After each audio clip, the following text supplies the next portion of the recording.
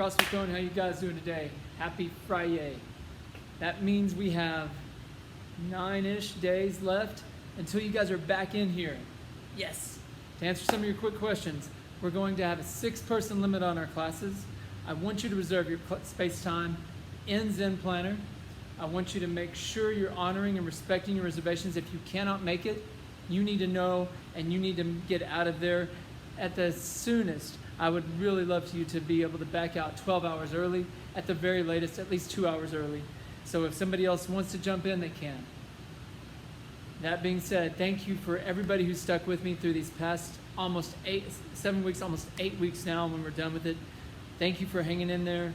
Thank you for everyone who gave to me and the family. Thank you for everyone who gave to Throne. Thank you for everybody who gave back to this community, because when you did that, you kept this place alive and thriving. So thank you. Thank you to everybody that's been on Zen Planner. Thank you for everybody that's been on Beyond the Whiteboard. Thank you for everybody that's been in Zoom.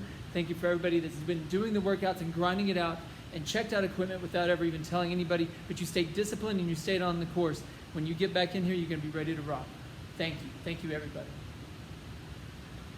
Today's workout on May 8th, 2020 is 20 minutes, as many rounds as possible in 20 minutes of 15 push jerks, 15 box jumps, 15 back extensions. Now for everybody at home, I know you probably don't have a GHD machine at home. For those of you who don't, we're going to be doing something called the Jefferson curl. I'll get into that in a second. And if you have dumbbells, kettlebells, a barbell, all of the above work, we can help you get push jerks done that way. If not, you're doing an easy modification of the handstand push-up. I want you to get into some kind of overhead press, so I need you inverted in some capacity, but it needs to be your easiest version. And I'm going to recommend piked on a box, piked on a chair, with knees instead of toes. It needs to be easy enough to where you can get 15 reps unbroken, at least through the first 10 to 15 minutes.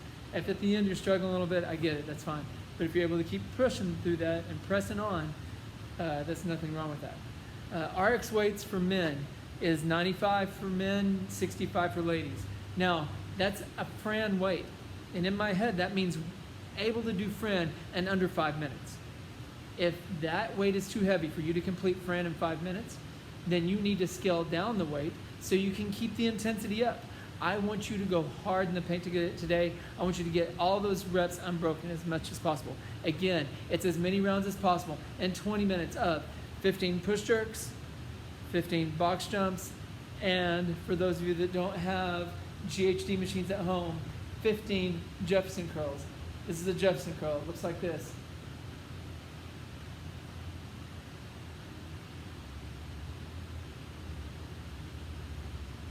Another one. That's 1,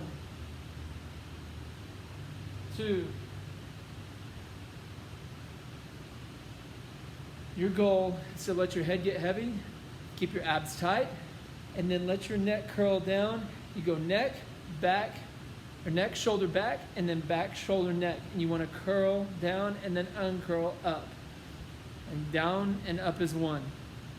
Now for the warm-up, I want you to get your heart rate up. I want you to make sure your shoulders are opening well. A couple of things on the world's greatest stretch today. When you're deep down there in that lunge, I want you to focus on that back leg and really pushing open the rib cage all the way down to the knee. That hip needs to be way open as you're down there in the world's greatest stretch today. Next, I've noticed some of you, when you try and reach up to do this overhead, you're trying to yank back here and tear your arm out of socket. Don't do that. Reach forward first and then open tall. I don't want you to reach behind. I want you to reach forward and tall. And we're going to work on that shoulder capacity. You're going to do 3 rounds of jumping jacks in the world's greatest stretch. Really work on your breathing, get your heart rate up, get your blood pumping, and really working on that shoulder stability with that open hip on the back leg. If you have any questions about that, let me know. For the rest of the warm-up, we're going to spend about 8 minutes dialing through about 6 different movements. Inchworm plus a downward dog. In the downward dog, I need you to push through and make sure you're driving your elbows forward and not out. If you're driving your elbows out in the downward dog, you're missing out on some of the awesome shoulder mobility that it actually gives you. Work through that, do about 4 of those. Tuck jumps. If you don't have a box today or a chair to step up on, or a bench to step up on, then I want you doing tuck jumps. Tuck jumps look like this.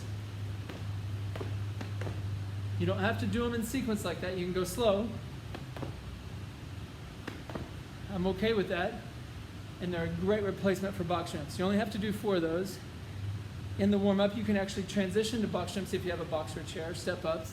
But at first, I want you to try those tuck jumps. Really get that big explosion off the ground. Next, you're going to be doing some Jefferson curls, about 4 of those. I want you to find your abs and the anterior chain and your back abs and the posterior chain. So you're working on reciprocating these muscles here to help you dial in and understand how to compress your spine and flex it without injury. We want to strengthen those muscles. There's only 4 movements I'll tell you to flex your spine in, and this is one of them. Jefferson curl is okay to flex your spine. Please do. Build those back muscles along your spine, here and here, to help stabilize those vertebrae. Next is a hollow hold. You want to do that about 10 to 20 seconds. Punter kicks, ninja broad jumps. Again, you don't have to jump far, but I do want you to land quietly and deep in the broad jump. Do that for about 8 to 10 minutes, do all those movements, and then get busy on the workout. For the push jerk, it is required to do a push jerk. I'm not allowing any shouldered overheads. If you just do push press and you're just banging it out here, you're missing the stimulus. I want you to re-dip underneath, and it looks like this. So there's a dip, not elbows here, dip, re-dip, dip, re-dip, dip, re-dip. Again, pick a weight and get 15 unbroken on.